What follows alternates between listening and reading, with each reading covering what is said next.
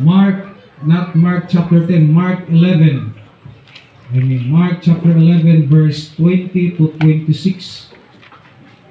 Ato nini basahon responsive reading. I will read verse 20, kamo verse 21, hangtod makabot kita in verse 26 ato nini durungan ng pagbasa. Mark chapter 11. Tara na? Nasilidi in verse 20, Mark 11:20, and in the morning, as they passed by, they saw a fig tree dried up from the roots. And the better collector remembrance said unto him, Master, behold, the fig tree is thou planted which is away. And Jesus answering said unto them, Have faith in God. For verily I say unto you, that whosoever shall say unto this mountain, Be thou removed, and be thou cast into the sea, and shall not doubt in his heart, but shall believe that the thing shall come to pass, he shall do whatsoever says.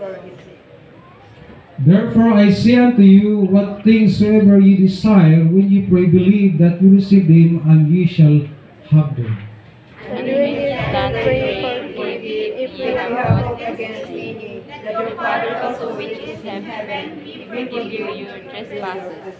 In verse 26 we read, But if ye not forgive, neither will your Father which is in heaven forgive your trespasses. And Diyos magpanalangin ang atong gibasa, please be seated.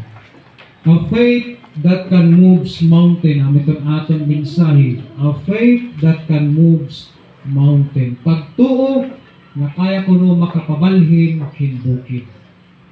A faith that can moves mountain. So kung ato makikita nila in verse 20, nakita ni Pedro sa nga fig tree. You know what? This fig tree, for several times si Jesus Christ, sige agi-agi ni nga lugar, nakita niya nga fig tree nga waray bunga.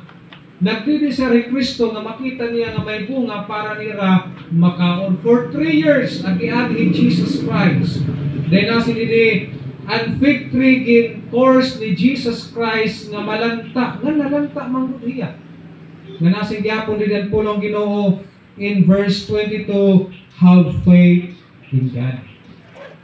Okay? So, ang ato mensahe, a faith that can moves mountain. Ano nga klase nga pagtuo, it dapat makita ang aton that can moves mountain. Number 1 nga aton makikita, number 1 is a faith that nurtured in prayer. A faith that is nurtured in prayer. Pagtuo nga gin-aruga, gin-atiman, pinaanhit pag-ampo. A faith that can moves mountain, number 1, a faith that nurtured